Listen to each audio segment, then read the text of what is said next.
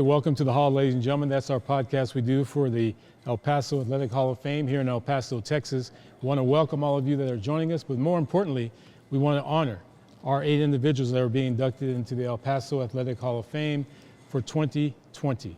And of course, we didn't have a banquet last year, and right here is our president, Mr. Edmund Stansbury. He's going to say a few words, and then we'll get started. Thank you, Wayne. And yes, how neat is this that we get all of the inductees together in this podcast format, Wayne, with Welcome to the Hall. You and Ace Productions have done a great job in the last year sharing the stories of all the inductees. And how cool is this that we have everybody here right now in a roundtable format to talk about their careers and their path to inductions tomorrow night. And again, Mayor Oscar Leeser, who's also being inducted in this Supporter of Athletics category, was not able to join us, but we will get him later on. But before we do that, let's go ahead and get started with our first individual in the athlete category, Mr. Ernie Bautista. Mr. Bautista, go ahead. And this means a lot to you. I've talked to you over the last couple of weeks. A tremendous honor, isn't it? Thank you. It is. Thank you for having me here. And to be with all these athletics is an honor. For the inductions that you guys have performed as athletic. Me, I started at 30 years old. I never competed in high school and college. I was self-taught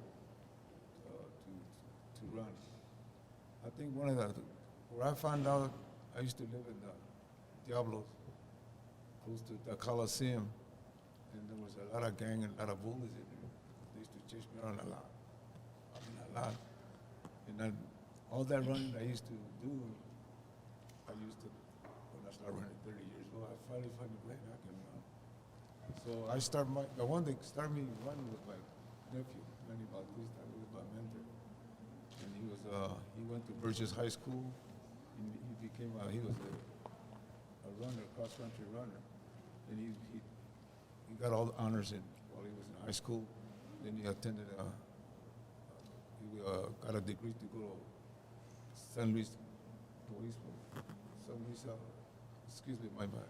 That's all right. I got a little issue right now, and he got a scholarship there.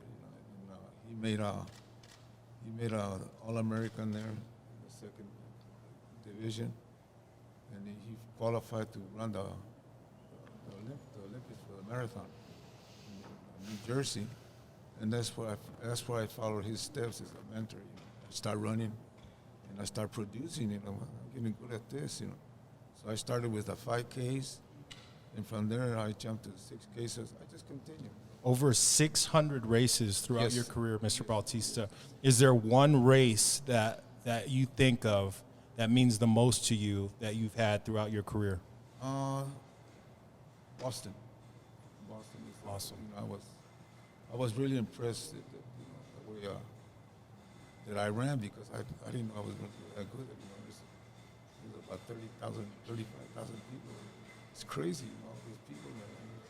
Then when you start, it takes you about 45 minutes to get to the starting line. They put you in different age group. But I did pretty good. I think I ran up to 48. At that time, I came in about, I think, overall 30 in my age group in the 40s. So that was one of my. That is pretty incredible. What did you say, Wayne? Definitely so. And we talked to Mr. Milton Henry. And Mr. Henry, of course, I went to Burgess. I didn't graduate from there, but you, of course, got your district championship just before you went to Franklin. What was that like to be able to move on as a first-time coach for the history of Franklin High School? It was exciting. It was a new thing. It was a new school. Nobody had done that in a while. And nobody had really ever opened a school in a long time with freshmen and then moved straight through with them sophomores, juniors, and seniors. As I said earlier, you build great bonds with those athletes when you have them that long. And it's an experience you really can't explain. You have to experience it, as I said, to know how thrilling it is to open that up and have people around you that believe in you and believe in what you're doing, as the kids and the coaching staff did. It was a very cohesive coaching staff. Everybody got along. Everybody got along with the kids. We just had a great year, great 4 years. And Coach Henry, we had this conversation off air a little while ago, but that first graduating class of Franklin High School was my senior year at Irvin High School, and one of the most memorable games that I ever played in here in El Paso. It was Irvin against Franklin. We played it at El Paso High. This was before the Franklin Stadium, way before the Franklin Stadium had been built, but such a tremendous game, venue, the competition. It was for the district championship. Anytime I played you or Coach Grijalva, it was always a tough competition, and you've had amazing teams throughout your career. Talk about some of the challenges maybe that you had starting at Franklin High School. Well, I knew you'd bring that game up. They won that game, by the way. That's why he's bringing it up. It was a 3-point differentiation. They kicked a field goal to beat us at the end. And we were inexperienced and young, and they were very good. I'll give them credit for that. Coach Shaw had done a good job. But opening a school and playing with kids that haven't ever been in a varsity game in their life, and you don't have any seniors to show leaders because they're first-year seniors, it creates some unique problems. Parents are interesting in a school like that. They're all excited. They all want to be involved.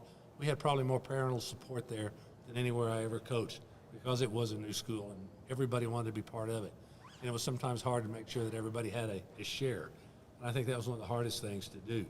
But it was a great experience. You know, I told you this from 2 different viewpoints, as I was a graduating senior from a school that had its first senior class when I was a senior.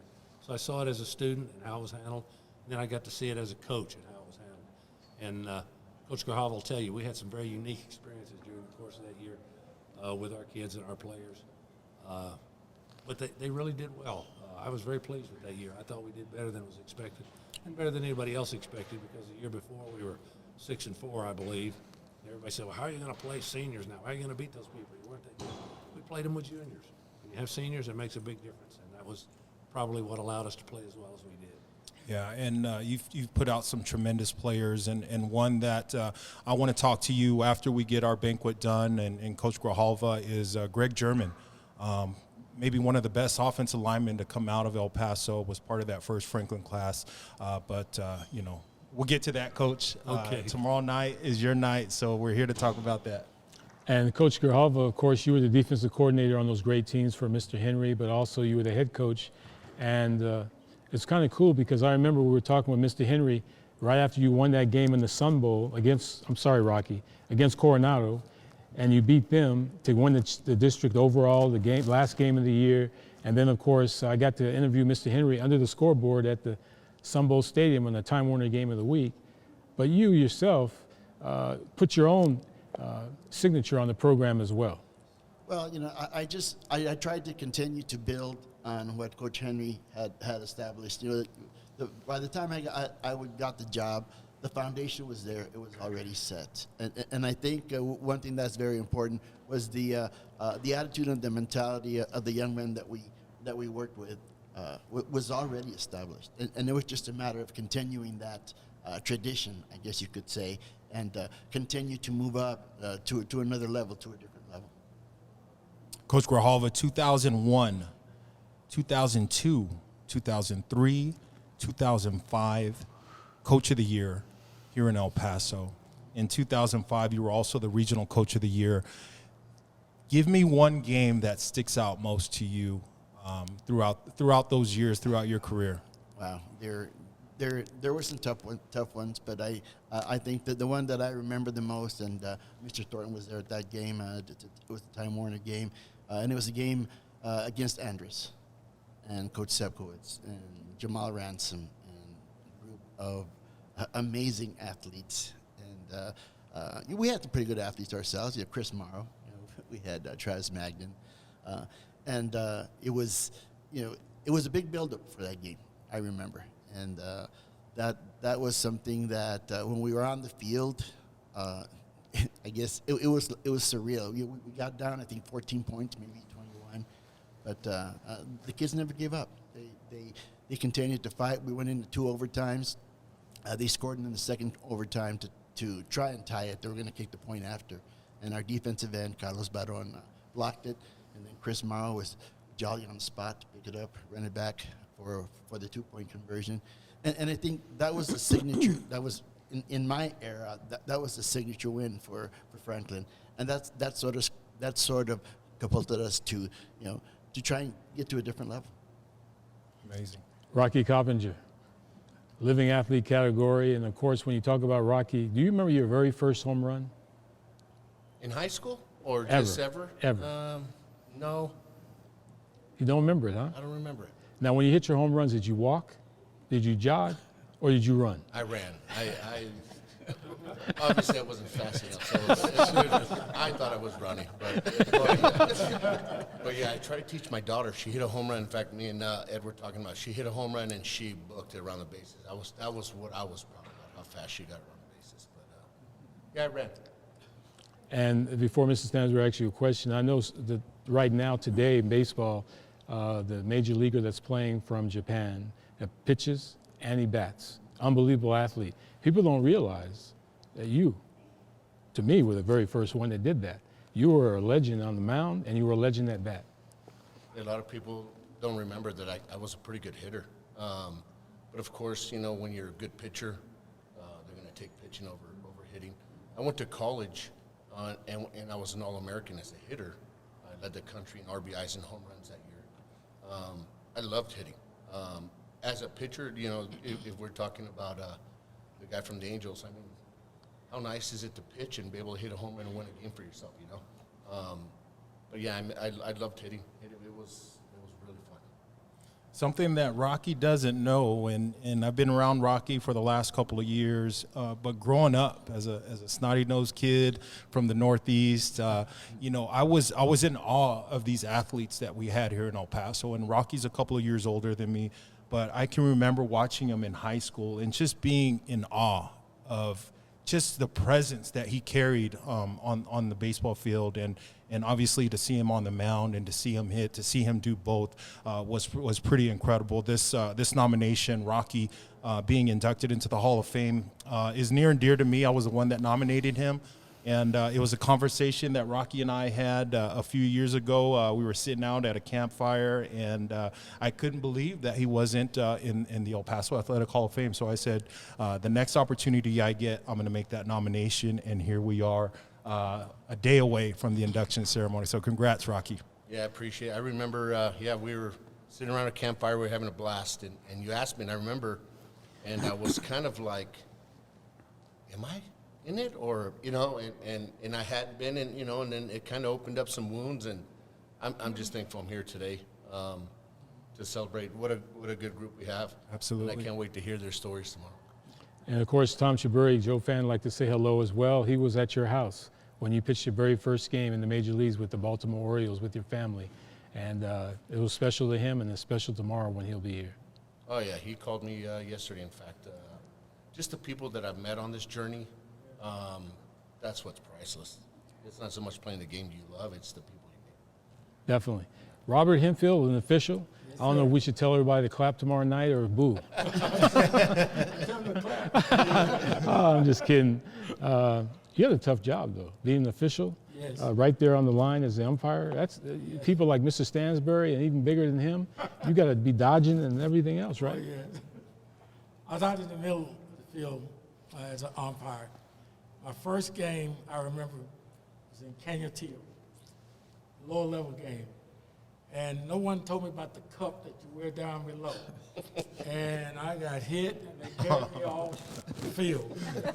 And I thought I'd never forget it. When those 7th and 8th graders in Canyon-Teal hit me. But I really enjoyed the game. Some of you may remember I worked on the crew. I first started off with Bernie Del Hierro. And Gene Simcoe gave me my first shot.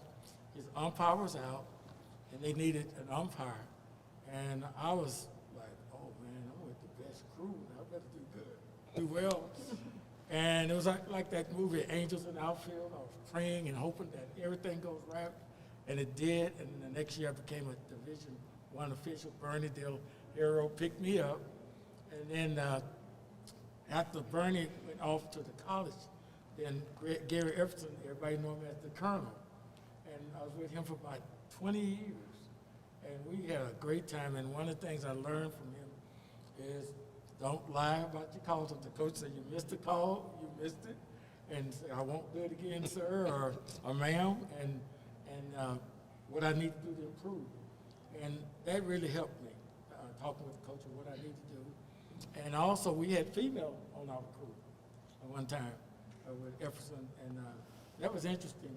I say the biggest game, I couldn't think of his name, Colt McCoy. We had him when he's in, just before he went to Texas and went to Texas Tech. That was a big game, but they lost, you know, and that was a highlight of my career. And then also when Coach from Austin High School asked me to come over and go to Odessa Permian, and that was a great game. Also, I was telling the gentleman over here that I did games in Mexico. Oh, wow. They have NCAA football, and those guys can kick the ball. You know, they're great kickers.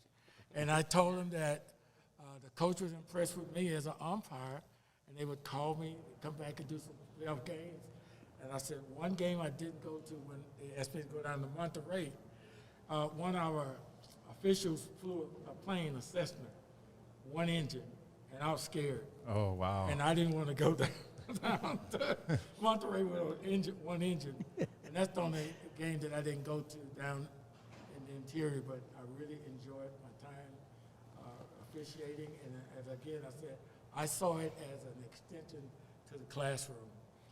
The field was like a classroom. We taught the kids respect and fellowship and good sportsmanship. So 36 years, I enjoyed it. When I first came to El Paso, I tell Mr. Bautista I was a track star.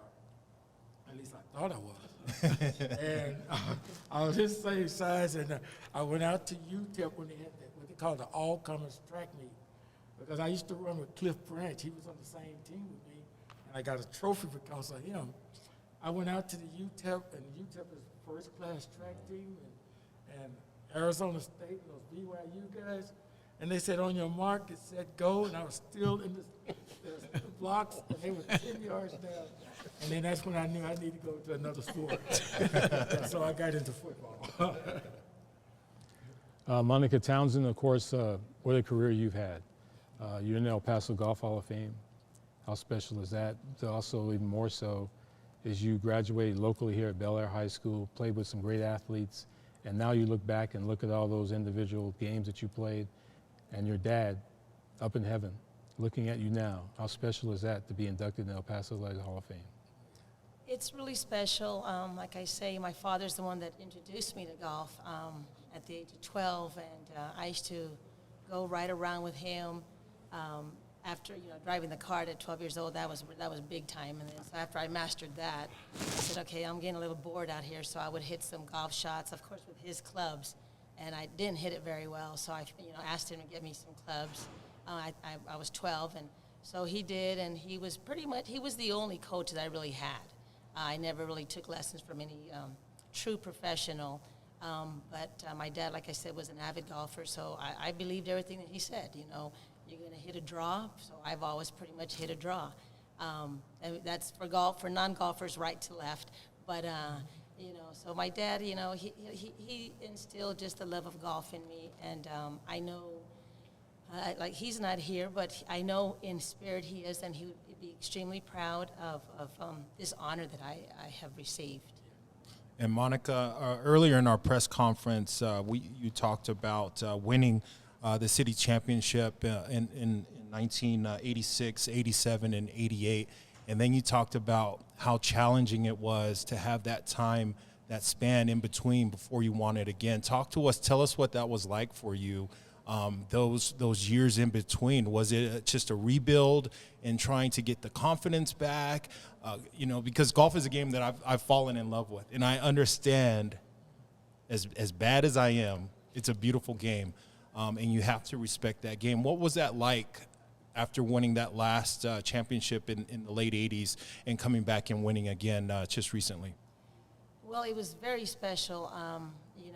Of course, 86, 87, 88, I'm a young lady, 18, I think 18, 19, 20. So it was maybe easier because that's basically what I did. I was playing collegiate golf, so of course it was easier. I never really, in my wildest dreams, thought that I would win it 30 years later. I always wanted to. Don't get me wrong. I always thought, I can pull it off. I just need. Back then it used to be 3 days, and then they knocked it down to 2. So if you had, if you were still, in the mix, the first day, it kind of made it a little bit easier. But golf, it's a fantastic sport.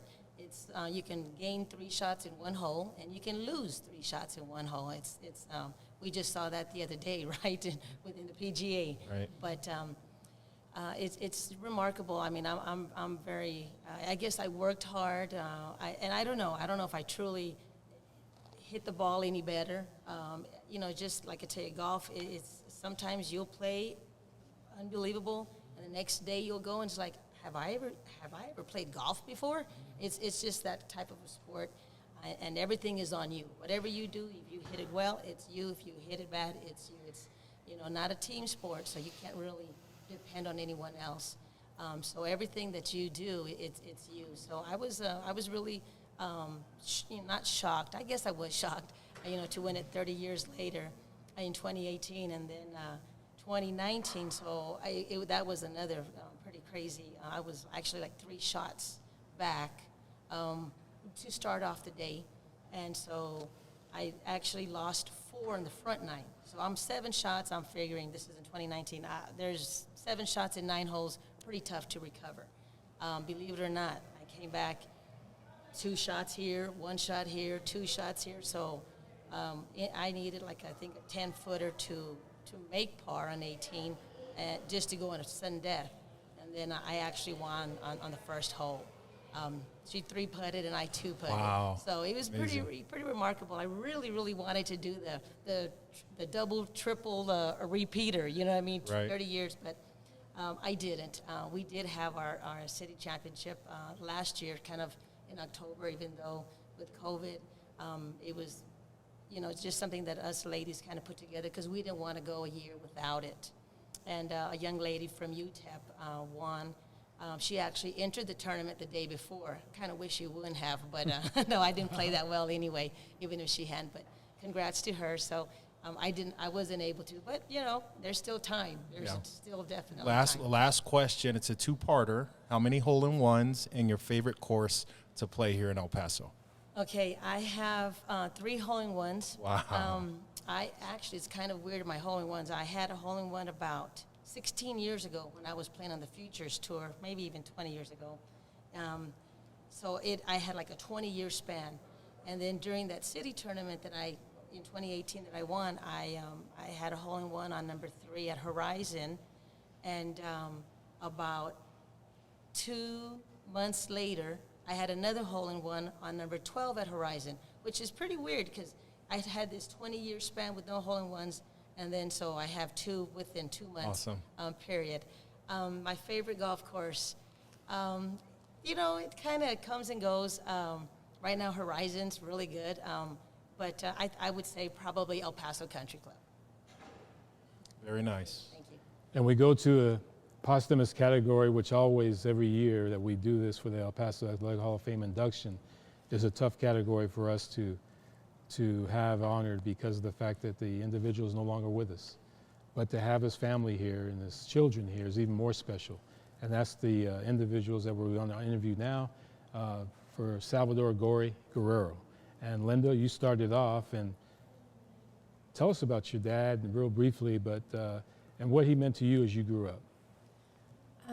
I grew up, we all grew up, I mean, we all grew up together, but Eddie and I were kind of like the last 2. So we grew up kind of differently with my dad in the sense that wrestling was starting not to be a heyday anymore. So when we were little, it was great because we looked forward to Monday nights, and it was a whole family affair. It was starting on Tuesday with the posters and going all the way down through the week, and then coming Monday, and we're at the wrestling, and my brother's doing all the work that my dad had them doing, and my dad finding jobs for Eddie and I to do, so we'd feel important because we were too little. and even my nephew, Chavo Jr.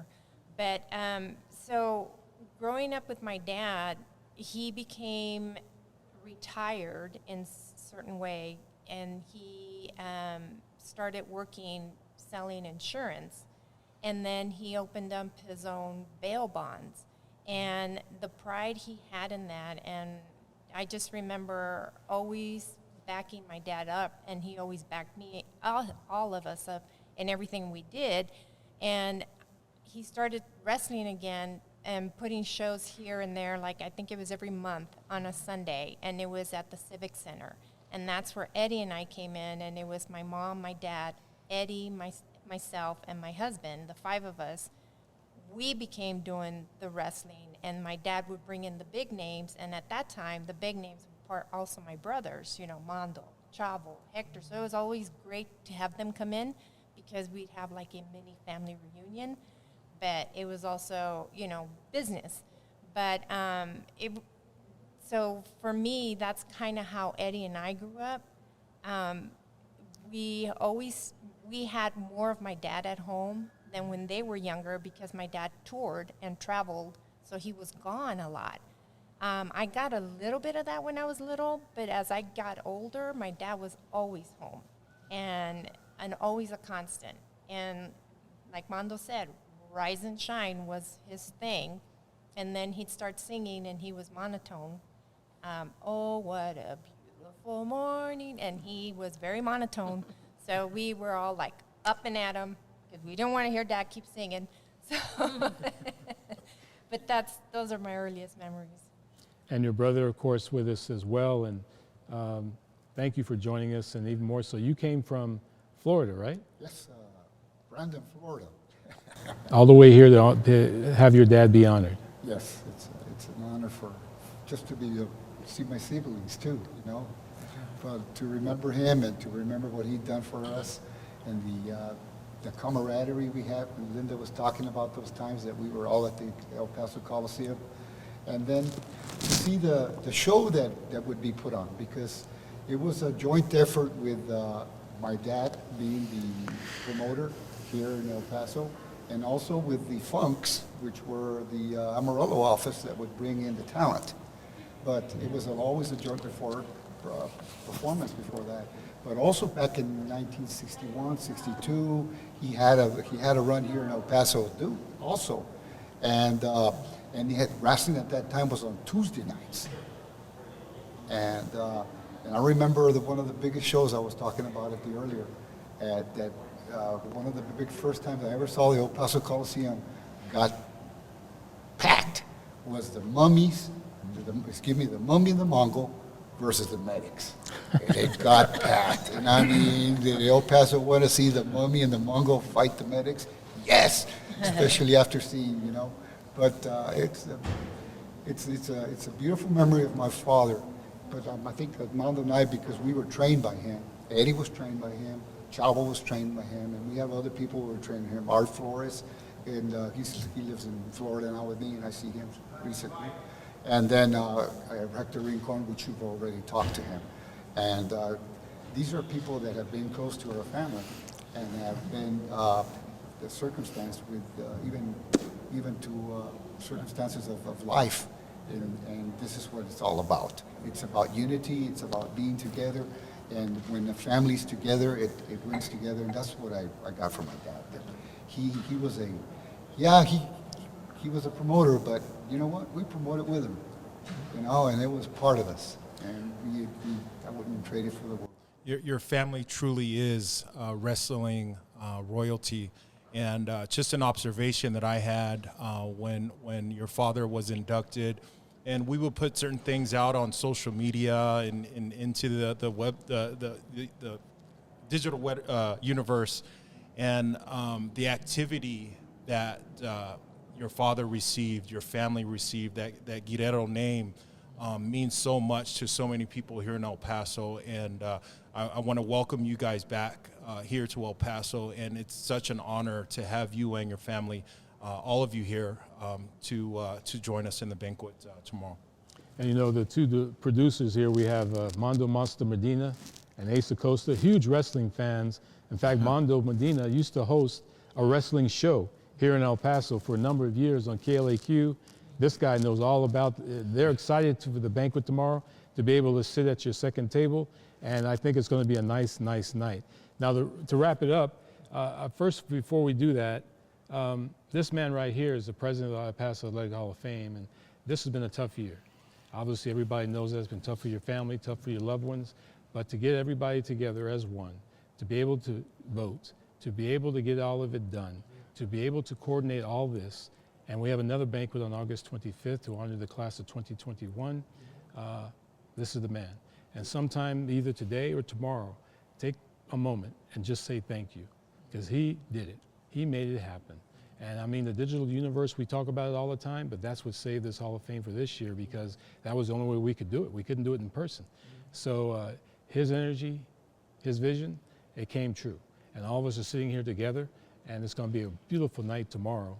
But before we do that, we'd like to go ahead and each of you, for about 10 seconds or so, just say what this induction means to you and your family, and then we'll have Mr. Stansbury wrap it up for us.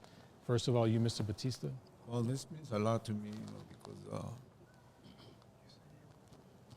the years that I trained, hot weather, cold weather, getting up every morning, early in the morning, and just go out there and hurt your body. It was painful, but you got to put your heart in it, and I did it. I did it for 43 years, constantly, every day, like a postman. Got to go and deliver that miles. Yes, yeah. But I'm really, glad that I was able to make the Hall of Fame. I never thought I'd be sitting here talking to all the inductees that are here with me.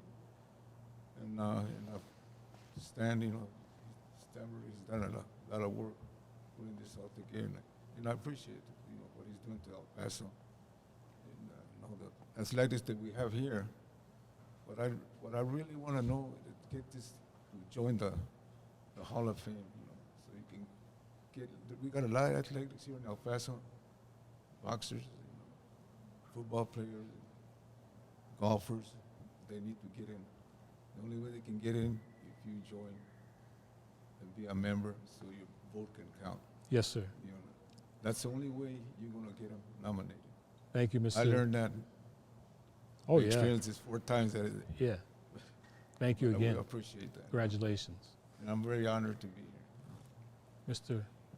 I think, what this means to me, it's the perfect culmination of a 32-year coaching career. It makes everybody in my family and myself proud to know that it was appreciated and that people do remember and respect what we did. That's the most important thing to me. Yeah, for me, I'm just honored for this recognition. I know, my family is very proud. My parents went to every game. They never missed a game. Lost my dad 4 years ago. Lost my mom 2 months ago. But, they're with me in spirit, and they're looking down, and they're proud of what was accomplished. Yeah, I'm excited to celebrate with my daughters. Like I've been saying, they're my role. I kind of want them to see that who their dad is, so that when I'm telling them what to do on the baseball field, they don't look at me like I'm stupid anymore. That's my main goal, and to celebrate with my mom and dad. They're getting older. Thank God they're here for this. I just hope I don't break down and cry when I speak about them tomorrow. For me, it's the greatest honor that could be bestowed upon me to be here with great athlete coaches. Never in my wildest dream when I taught at Urban that I think I'd be with Coach Henry and Coach Grijalva and work games for them. And I read about Rocky, and I remember I did some games with you, Ed, and then Monica, and the wrestling. I was telling the son that I used to watch the wrestling. So it's been a great honor for me. And like Coach said, I didn't think anyone was thinking of me. But that's an honor that someone noticed what you're doing. So I appreciate it. What this means to me is I'm extremely honored and humbled. I know there are many, many talented and deserving athletes, coaches, just everyone. I'm honored. I'm really, I know my family is extremely excited.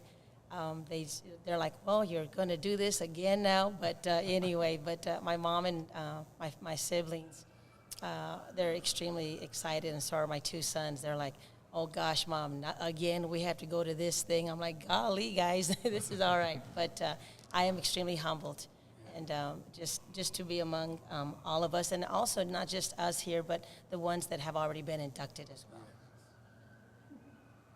Lynn, okay. Yes, my dad would be honored. No, I'm Okay. wired. Okay. My dad How would do you be mean that? That's a good word, yeah. Somebody got it.